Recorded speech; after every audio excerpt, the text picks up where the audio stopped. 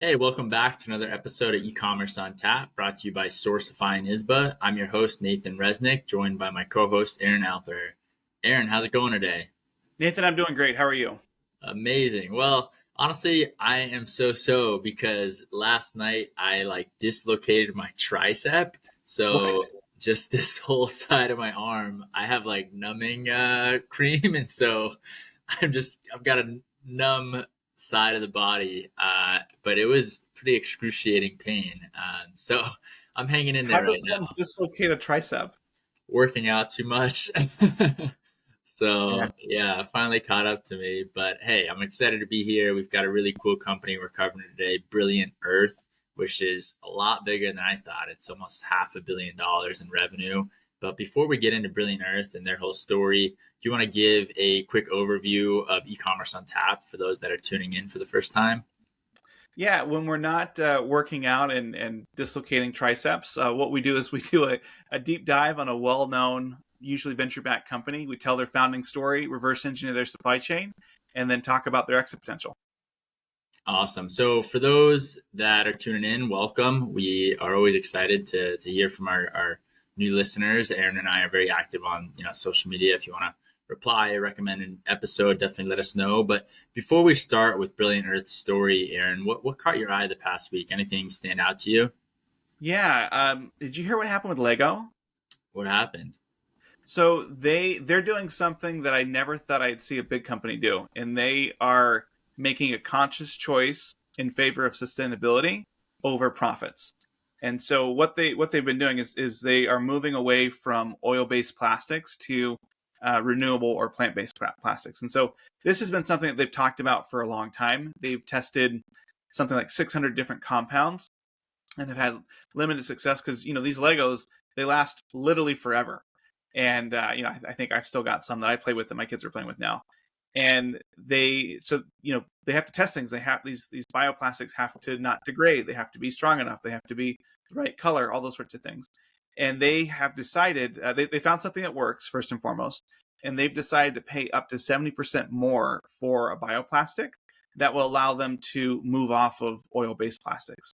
And the most surprising thing is that they've committed to keeping the price of their bricks flat to consumers, meaning that they're just going to take less margin to move things forward.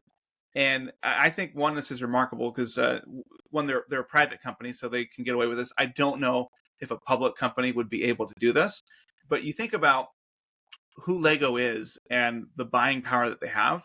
And if they're able to do this and they follow through with this and they commit to it, they're going to create a market for this. And so this could be kind of this initial push to starting bioplastics in a much more commercially viable way.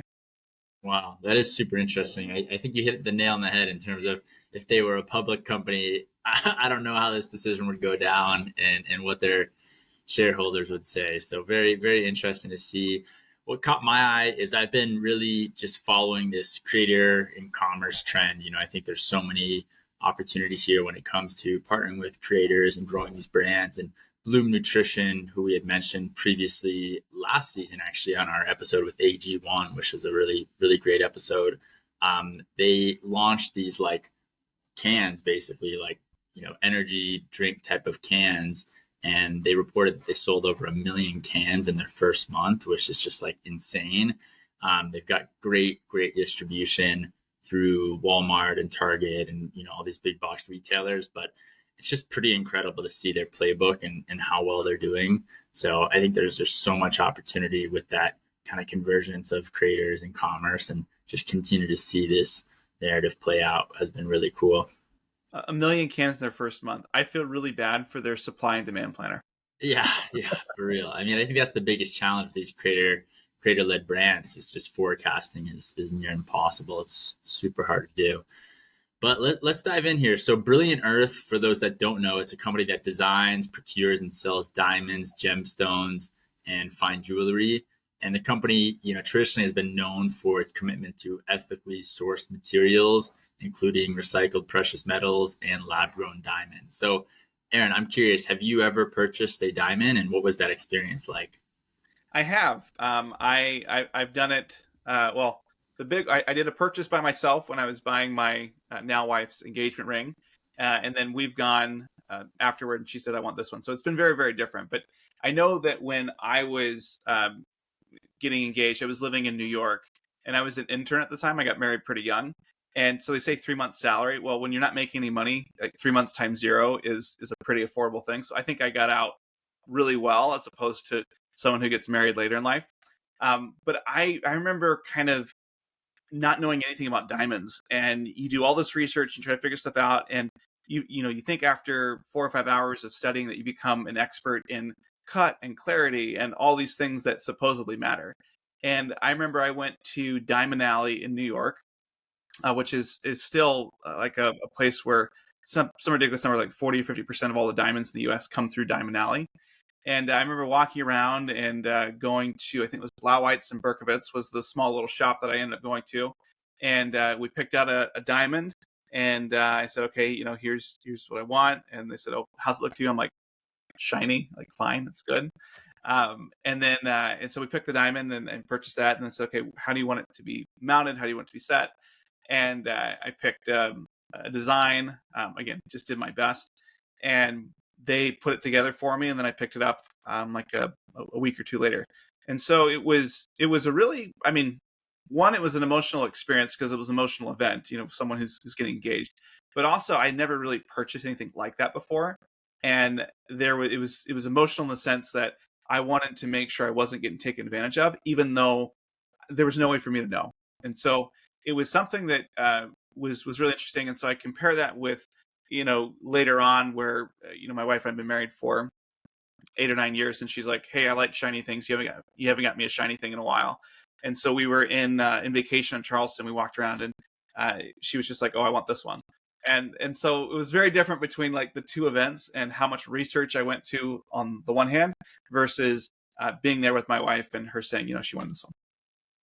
Wow. It's pretty interesting how, everything evolves and how popular diamonds have got. I have not purchased a diamond. I, have a serious girlfriend, but, have not proposed yet, but maybe next season or the following seasons, we'll see if we come back to that question. Yeah, But I didn't want to put you on the spot and be like, oh, how'd you do? And you're like, oh, well, actually, I just got something last month. And yeah. so we want lots of people to listen to Ecommerce On Tap, but maybe not your girlfriend. Yeah. Well, I'll announce it. We can come back to this episode when that happens. But anyway, I think, I've had a lot of friends that have, been married and gotten engaged, and they've walked me through the process. And like you said, they said it's a very, intricate process, right? Because there's so much to learn and so much to know about diamonds.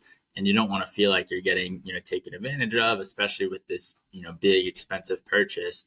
But there's so much to know and so much research and, so much information out there about diamonds. But I think what's really interesting is like how humans have gotten, attached or attracted to diamonds and these shining objects. I mean, how long has this been going on?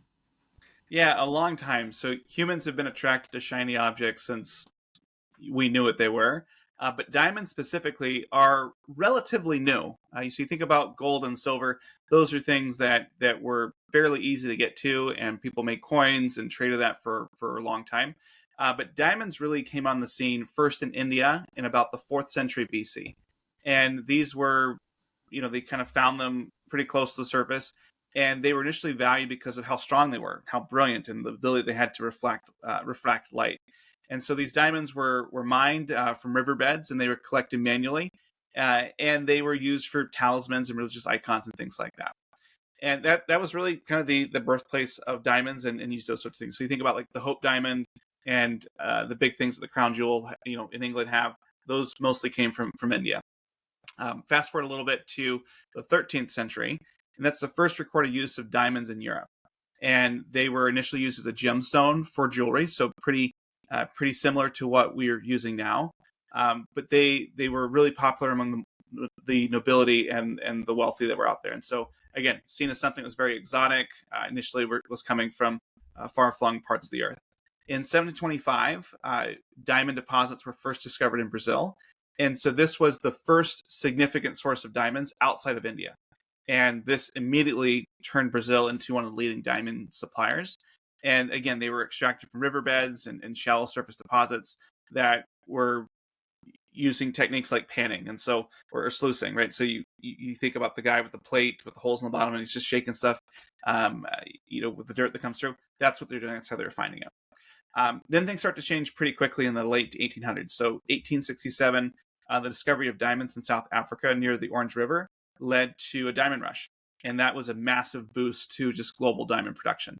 And open pit mining was first introduced, and so this is where, rather than going through a riverbed, they're just going to dig a big hole and start to find deposits and minerals and things like that. In 1888, De Beers is founded. So it was founded by Cecil Rhodes.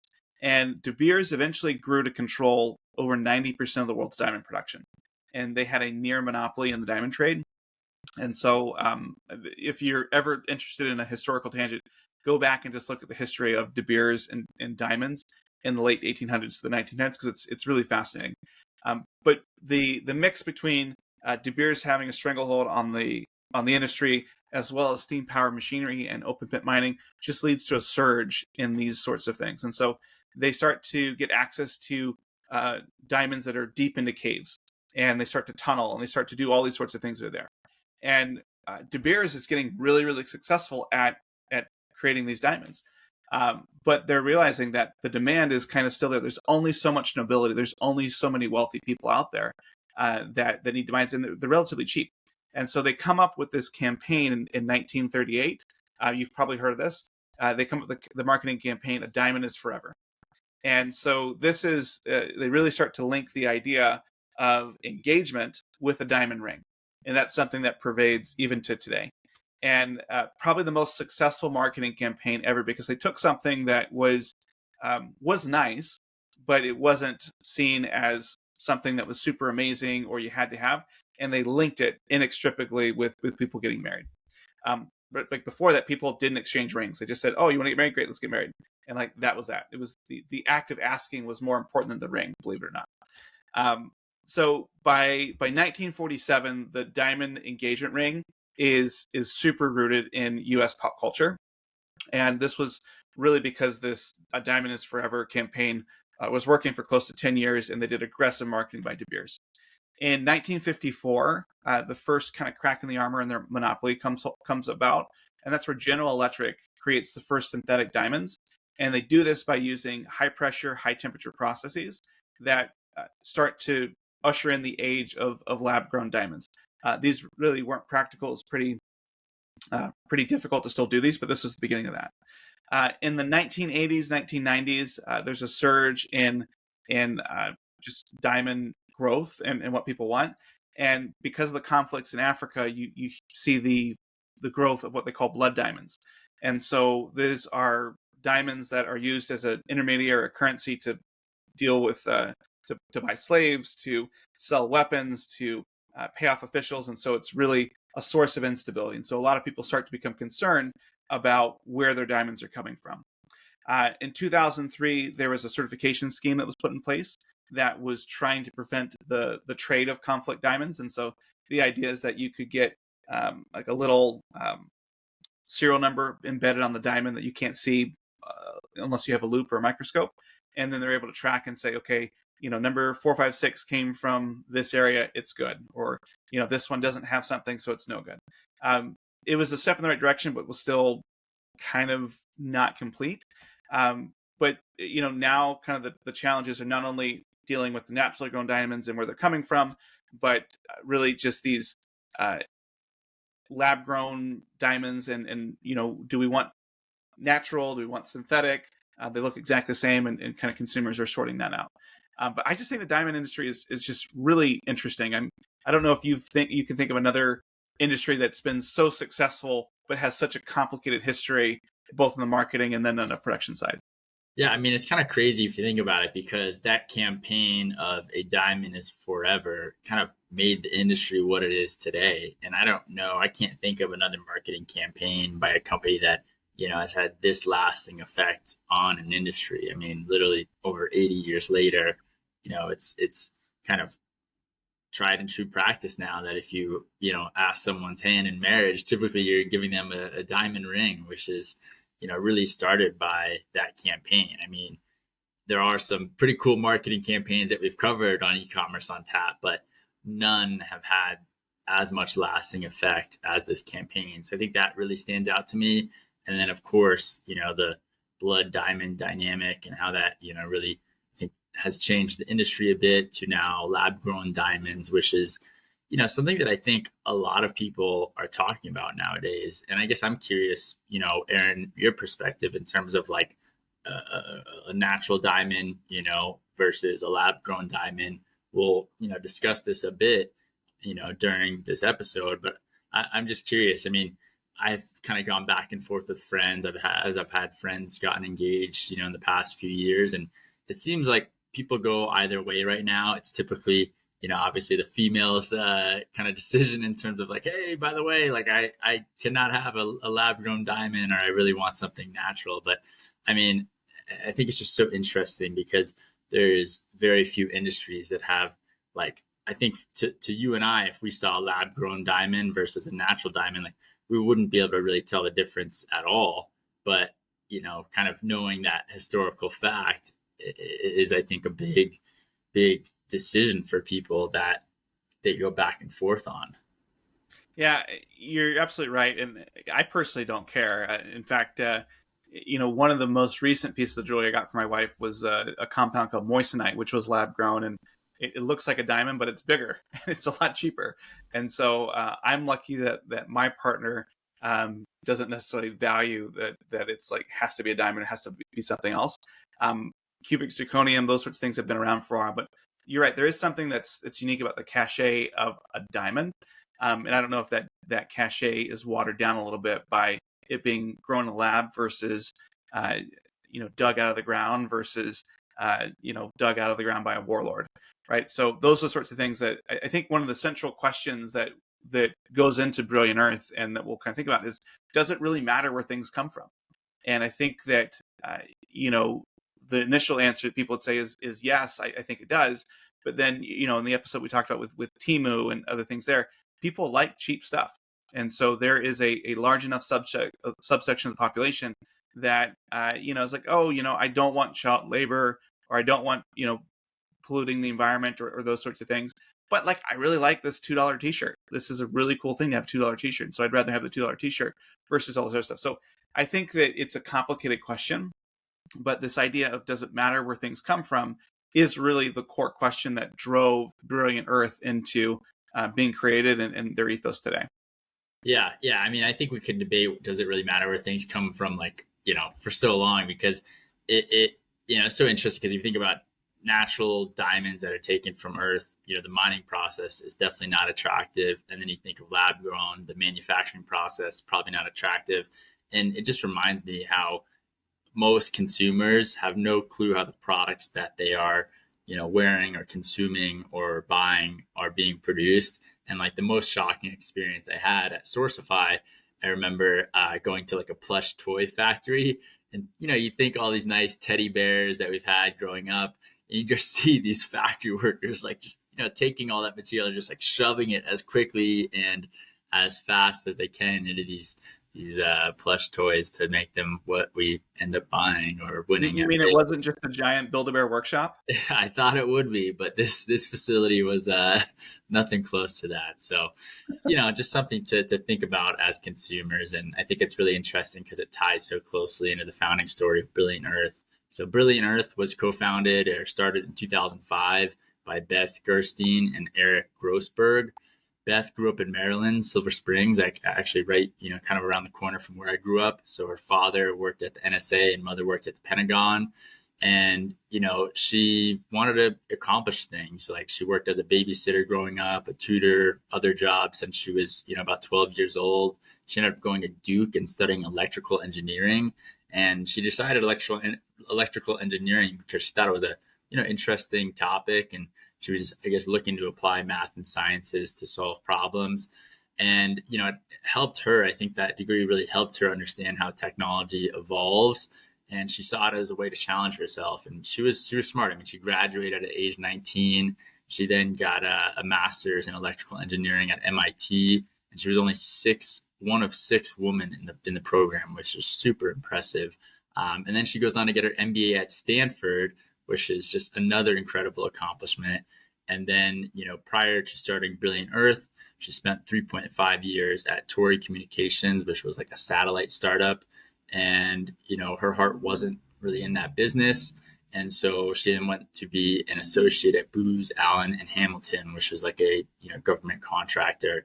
And then she found Brilliant Earth. So she doesn't have too much work history prior to starting the company, which is very impressive compared to some founders that we've covered on this podcast. Eric, on the other hand, he got his undergrad at Harvard, then his MBA at Stanford. So that's where they crossed paths. And he spent 2 years as an analyst at McKinsey and Company, and then 4 years at Jerusalem Global Ventures. So, he partners up with Beth to start Brilliant Earth, and they were both co-CEOs up until 2021, and that's when Eric became the executive chairman of the board. So, I mean, it's super interesting because compared to a lot of other founders that we've covered on e-commerce on tap, most have kind of started and tried things a lot of times before they have their kind of outbreak success that leads to a company that's big enough that we want to cover on e-commerce on tap. And I mean, I think it's interesting because it's very rare that we cover a founder that has this success kind of right out of the gate. So I'm curious, I mean, do you think it's so rare, just like what's your take on that is my question. Yeah, it's really interesting because I think that there is a cohort of founders that we've covered that really just jumped into something, didn't really understand the industry, didn't have much experience per se, but they were motivated by a sense of why not me, right? And there's a certain degree, and I've talked about this before, there's a certain degree of arrogance in a positive sense of the word, as well as naivete that basically says, I'm going to go do this. And there's a million naysayers that say, this is why it's not going to work, this is what you can't do. But they kind of have these blinders on in a good way that allows them to tunnel through and get something done and really break through an incumbent market. And then on the other end of the spectrum, there are folks like Joe Kula or the folks at Sunbasket who have been around for a long time, that have led multiple companies, that have been multiple founders, and they understand how the game is played. And they understand, like, okay, I'm going to optimize for this sort of thing. And so, I don't know if necessarily this is 100% true, but I feel like the younger founders or the folks that kind of jump into something with less experience are doing so more because of some broader mission, purpose, vision that they have of wanting to change the world. And so it's much more closely linked with their identity versus people who've been around the block, have failed, have been successful other places. They're looking at this more of an economic exercise and saying, okay, I see a need here. I recognize that I can build a business, I can sell it. And so there's an interesting dividing line here where perhaps you could say that the younger founders are doing this more as an extension of who they are and how they want to change the world, whereas more experienced founders see this as a way to really make a return and say, hey, I could be working at company A making this, or I could do this for a couple of years and hopefully make that. And so it's a much more rational investor type mindset. I don't know. Do you agree with that framework? Yeah, I mean, I think that makes sense overall, and it's interesting to see because Brilliant Earth, it was started really when Beth was shopping for an engagement ring, right? And she knew this is obviously a once in a lifetime purchase, and she wanted a ring that she could really feel good about wearing. And so as she would go to different jewelers and ask, where does your diamonds and jewelry come from? She could never really get a straight answer, which I think was very surprising to her, right? And this was kind of during the time that blood diamonds was very talked about, and there was a lot of labor and human rights issues around diamonds. And so I think it really hit her like, wow, I'm making this once in a lifetime expensive purchase, and a lot of the jewelers that I'm purchasing from have really no real clue where these diamonds are actually coming from, where they're getting sourced from. And so I think that was kind of the light bulb moment. And then meanwhile, Eric had been researching the jewelry industry while in business school, and hearing from friends that were just disheartened by their own jewelry shopping experiences, and they felt unwelcome in luxury stores that seemed out of touch or ignored in, kind of the mall jewelers where they feel sandwiched next to fast food chains. And so it's just so interesting because he was actually working on a business plan while at Stanford for an ethical segment in the jewelry business. And it's just kind of crazy how they both came across this light bulb moment in different ways. And though they had really zero experience in the diamond industry, they decided to partner and fund Brilliant Earth to be able to ensure that the diamonds that they were selling were ethically sourced. And so, they started the company just to kind of see what happens. And I was curious how the name Brilliant Earth, came to be. There's a lot of meanings that you could derive from Brilliant Earth. And I mean, to the founders, they wanted to remind people of the beauty of Earth and answer the question, how can we bring light to what makes us special?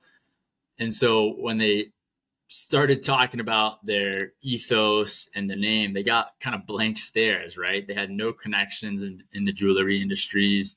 They started cold calling suppliers, telling them about their business, thinking, hey, we'll find a supplier, no problem. And it proved to be so much harder than they expected, right? I mean, for those that are in the diamond business, they know how interconnected and intertwined and how longstanding some of these relationships are. And I think especially because they were a D2C e-commerce company, a lot of suppliers felt threatened in terms of, hey, are you going to cut my margins? What's going on here? But they eventually got a supplier that, really helped them get their foot in the door. And I think that's kind of, one highlight that we see in a lot of entrepreneurs in terms of the supply chain challenges they face early on. But, especially being outsiders in the industry, Beth thought that was, their advantage because they questioned everything in terms of the experience, the, sources, the pricing, the terms, everything. And so, I mean, I've seen this kind of happen again and again when you have these kind of, industry outsiders start companies in an industry and have tremendous success. And so, I mean, you've seen this too, Aaron. I'm curious kind of what advice or feedback you have for someone that's trying to break into like an insulated industry. Yeah, I think that there's a lot of value for someone who doesn't have the existing baggage that comes from being in that industry, just to go through. Because if you think about this, if you had grown up in the diamond industry, you would know people. You know people who knew people, and you're trying to change things that are probably going to put some friendships or relationships at risk because you're upsetting the apple cart and changing things the way they have been done for decades or centuries before.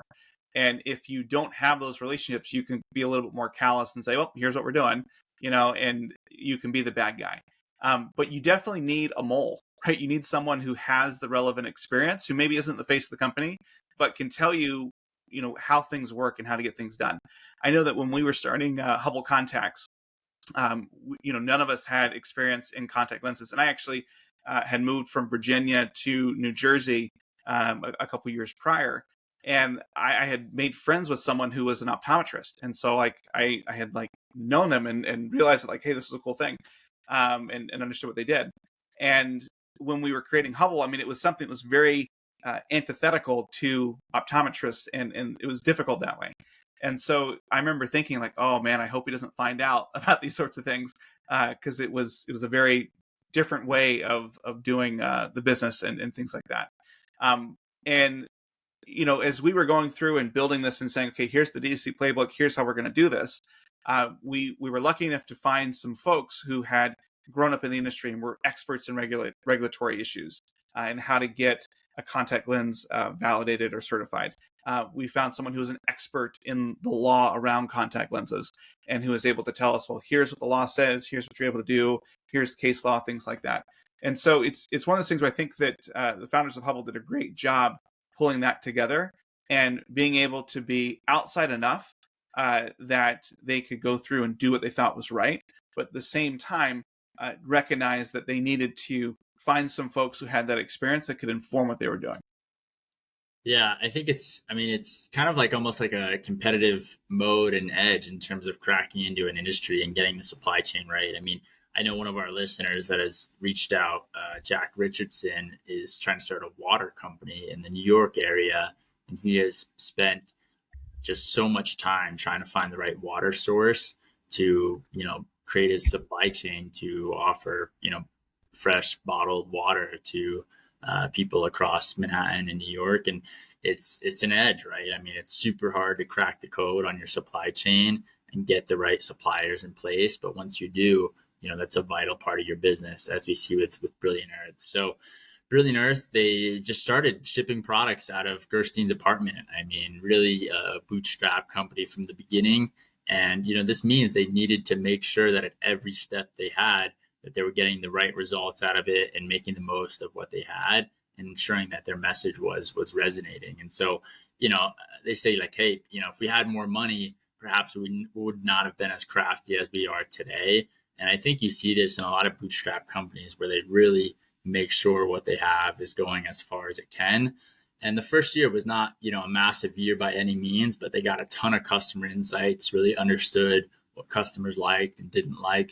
And by 2012, Brilliant Earth became one of the first companies to offer lab-grown diamonds in the U.S., according to the founder, which I think was pretty remarkable if you look at how they started versus them now offering lab-grown diamonds. And since the industry was so established and there were so many insiders versus outsiders, they had to be nimble. They had to try new stuff out, and a lot of people in the industry did not like their approach. They got a lot of negative press and articles about them, but this helped get the word out a bit about Brilliant Earth. But Beth says she would never advise against a target or getting a target on your back when you are new in business. And so they always seem to be on the leading edge of new technology in terms of lab grown diamonds, in terms of the e-commerce marketing strategies and growth strategies. But one thing that I think was a lot different that they did is they got into crypto. And so Aaron, I mean, kind of how they got into crypto. Do you want to share that? Yeah, in 2022, they stated that they had more than 10,000 blockchain-enabled diamonds, which they were able to track from the mining operator through the cutting and polishing process all the way to the customer. And so that was a pretty big foray into what they're doing in the crypto space. Yeah, I mean, it's kind of crazy to think because so many people ask, like, what are the real use cases of blockchain? And in this case, there is a real use case because people really want to understand where these diamonds are coming from. And so if you put these diamonds on the blockchain, you should be able to track exactly where each one came from and how it was sourced and how it came to be where it's at today. And, it's kind of this concept of a decentralized digital ledger. I don't know how much we want to get into blockchain, but we could probably do a whole episode around that. But I do think it is interesting. I mean, can you think of any other use cases in e-commerce where people are incorporating the blockchain? I think diamonds are a great use case. Before I get to that, let me just run through what blockchain is pretty quickly. So the idea is that you have a decentralized digital ledger. You think about today, if you had a centralized database, right? You wanted to keep a list of all these diamonds in one place. That would probably be an Excel sheet, right? Or a fancy Excel sheet for some folks. But that's a centralized database. That can be hacked. That can be changed. But the idea is if you have a piece and I have a piece and so has a piece, that it's decentralized. No one person has control over that list, and no one, it couldn't be hacked because you'd have to change everybody's piece at the same time in order to hack it. It basically becomes unhackable. And so they have this concept of immutable records. And so once a transaction is recorded on the blockchain, it's basically impossible to change or delete because you have all of this data that's spread out in lots of different places. And so unless you're controlling the entire internet and all of the entire system, once it's done, it's done. And the last element of it is this peer-to-peer piece. And so because there's a lack of centralized node or centralized repository, there is no government oversight, right? There's no bank, there's no authority that can regulate what's on there or how it works or things like that. That's why you might sometimes hear about criminals loving blockchain, is because it's really peer-to-peer. It's you and me interacting and everyone else who's on the blockchain validating and bearing witness to that work that we're doing. So the basic way that works is you've got these blocks, which is the information. So think of it as the transaction. So it could be the date that the diamond was harvested, and then you have a chain. And so these blocks of data are basically linked together because the information that I have is chronological to what goes to there. And so it may not be the whole life of the diamond. It might be, my diamond is over here and something happens here, and then your diamond is something else. But we're linking and saying that in the sequence of creating this chain, we are connecting one to the other. And it's, when I need to go look at my entire diamond, I just look at my parts that make sense. But you're able to kind of link these things together and how you get to that blockchain piece of it. So what does this mean for Brilliant Earth? Basically, they have an indestructible way of finding, the source of the diamonds. And so you think about this unalterable record. They know exactly the mine where it was sourced, and they know the cutting, the polishing, when it happened. They probably even could track the prices that it had as, the final sale to the customer. And so this is something where it's beyond just a central authority that gives you a piece of paper that says this diamond is safe or it's ethical, but they're able to go back and say, nope, this is where it came from. And so as long as the information is accurate when it goes in, that diamond's going to be traced all the way through. And so what they've really done that I think is newsworthy and noteworthy is they've taken this commitment to transparency and ethical sourcing and really leaned into it and put a 21st century technology on top of it. And because of using blockchain, their customers can independently verify the path that the diamond took from the ground all the way to the showroom, as opposed to just relying on a certification that could be mimicked.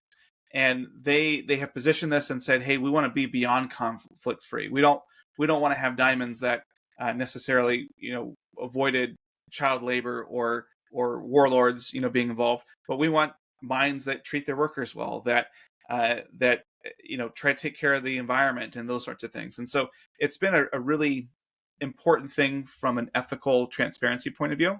And then again, these records are immutable. And so customers who purchase from Brilliant Earth can access the data independently, and they're able to see these things directly, right? And so it's something that's been really, really interesting. That is a great application of a technology that's been a little bit difficult to get hold.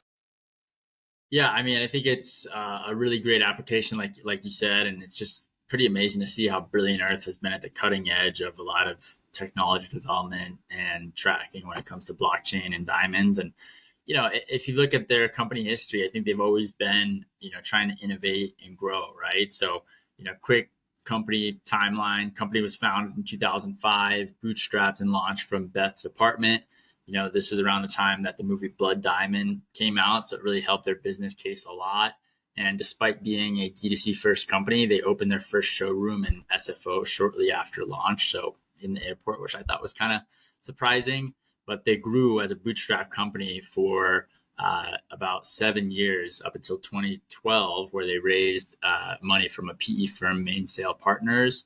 And then their revenue just continues to grow. So 2016, $83 million, 2017, $112 million, 2018, $148 million, 2019, they raised a debt round of $40 million and revenue is $201 million, but they have a $7.8 million loss. 2020 and 2021 were very challenging years for people with COVID in general. But their revenue, continued to grow. I mean, they got up to $250 million in revenue with a $22 million profit this year. And then 2021, the company goes public on the NASDAQ. And, prior to the IPO, the company had been majority owned by Mainsail Partners, as well as the two co-founders. The IPO share price was $12, but closed on the day of IPO at $17.16, and the valuation at the time of IPO was $1.1 billion. So the IPO raised $115 million for the company, which is pretty incredible. And their average order price was $3,152, and that year their revenue was $380 million. 2022 revenue of $439 million, and as of 2022, they had 20 showrooms. They now believe fine jewelry is a omni-channel experience, and they have a real seamless experience when it comes to this digital and showroom experience. And in 2022, due to the Ukraine invasion, they removed all Russian diamonds from their site. 2023, continuing to grow, they have $446 million in revenue, and their showrooms grow to 37 only in the US. And so they saw, continuous growth here. Net income, though, diminished by almost 70%. And though guidance for 2024 indicates that net sales will remain at a similar level, their stock has dropped drastically. So, as of August 19th, it was at $2.35, down about 84% from the beginning of 2022. And so it's just a pretty incredible company journey to see, number one, the growth and scale that they got to, but, number two, just how their stock has performed as a publicly traded company. It seems like investors are a little wary of where this company's at and where it's going, and especially that, their net income really dropped a lot in 2023. Yeah, I mean, obviously, if you're a shareholder, you don't want to see any share price go down ever. But I wonder how much of this is the market, the interest rates, and stuff like that. But the fact that they're still $2 is good. I mean, we've got a couple brands that we've looked at and advised and whatnot that their stock is down 99% from an IPO, and so it could be worse. But certainly, I think the folks at Brilliant Earth wish it were better. Yeah, 100%. I mean, and I think it's interesting too, because you look at their supply chain, there's so much that stands out. I mean, what stuck out to you, Aaron? Yeah, so I think there were three things that stood out that were interesting. So the first one was their inventory strategy. So Brilliant Earth has a very smart, they have a very smart philosophy of holding very little inventory. And so despite selling an expensive piece of jewelry or expensive diamonds, they have an asset light approach. And so they turn their inventory, between 2018 and 2021, they turned it about 10 times a year. I think a lot of the issues that they're dealing with right now is because the inventory isn't turning as quickly. They overbought in some cases. And so I think that this idea, this commitment to being asset light and just using the cash to market and to grow is a very, very smart thing that they've done for a long time. And I know they'll get back to it. Their sourcing decisions are also very interesting. So you mentioned that they were kind of waiting to find the right suppliers. It's very difficult to break into. And they originally sold only Canadian diamonds, but now they offer diamonds from Namibia, South Africa, and Botswana. They used to source from Russia, but as you said, with the invasion of Ukraine, they cut off all the Russian sites. And because of their blockchain technology, again, they were able to do this in a way that probably other people couldn't do. They don't disclose where they get their lab-grown diamonds from. That's pretty common in the industry. And just traceability with lab-grown diamonds is a challenge in general. But it's just, I think, the nature of that part of the industry today. They are partnering with some interesting groups. So Moyo Gems is a kind of a collective where these are gemstones directly sourced from women miners in Africa. So they're using those sorts of decisions, again, having these values, having these ethics, and putting that into practice with their procurement strategy is interesting. In 2022, there were some folks pointing online that hey, maybe they're changing their tone a little bit around lab-grown diamonds. They had leaned into that previously as kind of like, hey, these are the best, that's what we should do. And now they're a little bit more favorable, a little bit more open to natural diamonds as well. And from a profitability perspective, this makes a lot of sense, as natural diamonds can be worth a lot more than lab-grown ones today. Again, there is still some of that cachet around it coming from the earth versus something that was grown in the lab. And they're doing all sorts of interesting things on the sourcing side. And then I think the last thing that stuck out were their ESG decisions. And so as I talked about with my story, diamonds are usually or can be a very emotion-filled purchase. And so this is why they wanted to make sure that they were being ethical, and that people who wanted to feel ethical about this purchase, had a place to shop.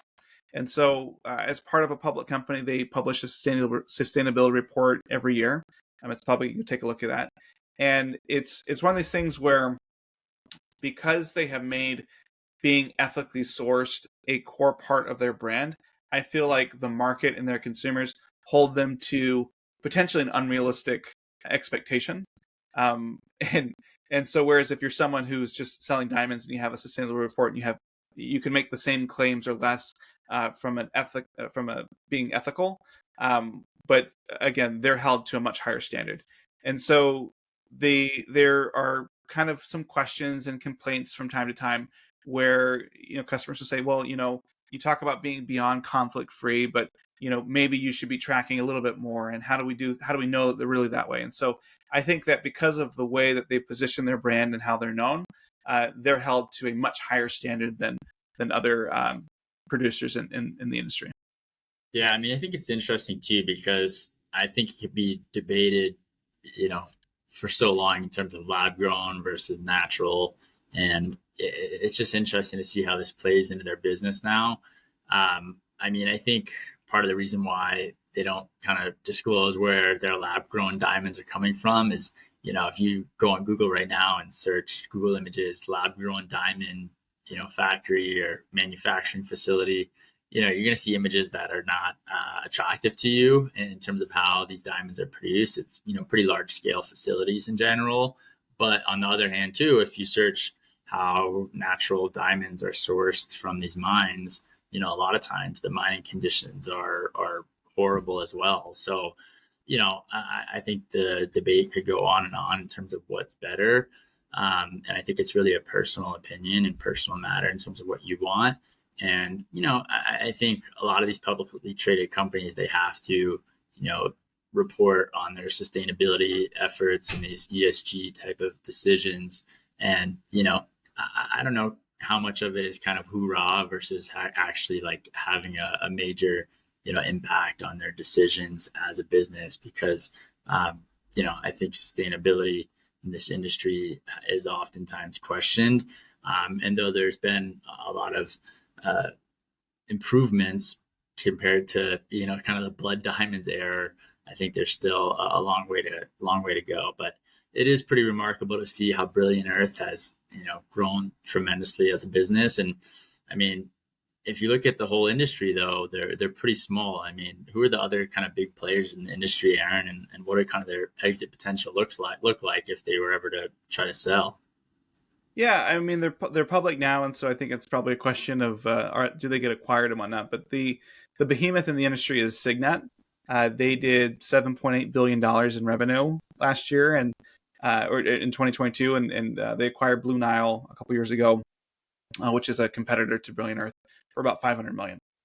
And so I think Brilliant Earth is doing about $500 million in revenue right now, which is still fantastic. I mean, they are larger than 99% of the 14,000 other jewelry store companies in the U.S.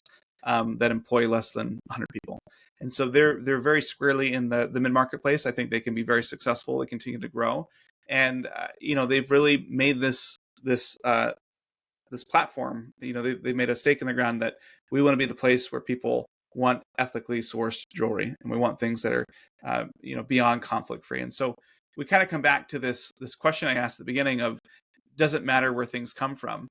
And I think that I could argue either way. I think the core problem is I feel like most people don't know how things are made, right? I think that if you think about, well, most people have never been to a factory, right? Their experience of factories is watching Willy Wonka, maybe how it's made if they're really cool, and going to the Ben and Jerry's factory. Like that's what they think it is. They think it's like super colorful and everybody's happy to be there and everything's like the Build-A-Bear thing like you talked about. And I think that most people just don't understand that these things in many cases can be dirty, they can be smelly, they can be uncomfortable, right? And so I think that yes, it does matter where things come from, but I feel like people sometimes don't want to know, and they're kind of like, oh well, put the show on for me, let me feel good about how these things are coming from. And I don't know, at least for me, I feel like there is a disconnect between what people say they want and versus like what they actually want to be able to see. And I'm sure that if someone said between hey, would you like to source something that's from a blood diamond sort of area, or do you want a place that has like daycare for kids and people are working 4 hours a day and they have like free lunch and it's like beautiful and animals are singing, like do you want to source from that place? And everybody's gonna say, yes, I want Narnia, like I want to source from Narnia. But if you say, cool, this diamond is going to be $1,000 and this diamond is going to be $50,000, how many people are going to say, oh yeah, I want the $50,000? How many people can afford to say, I want the $50,000? And so it's difficult where I think that people still first and foremost care about price, but they also like are virtue signaling and value signaling and saying they want the other stuff too. And I feel like I'm ranting a little bit, but how do you feel about this whole thing? Does it matter where things come from? No, I agree. I think it's a topic that can be debated for so long. And like you said, I think there's a lot of virtue signaling that goes into it. But I mean, it's just fascinating to see how people make consumer decisions, especially with their diamonds. I mean, I'm curious, let us know in the comments, right? Do you prefer lab grown or natural only? If you've bought a diamond ring before, let us know, which source you went with, or if you are in the future, which source you plan to go with. It's just really curious to hear and see. And I think this was a fascinating episode. I mean, Brilliant Earth is a really incredible company. It's pretty tremendous what they've done, and they're continuing to grow. And I'm definitely going to keep an eye on them in the public markets.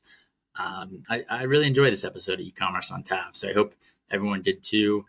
Aaron and I always love to read the reviews and appreciate it when you share with friends. So let us know your thoughts in the comments, and we appreciate you tuning in this episode of E-Commerce on Tap, brought to you by Sourcify and Isba.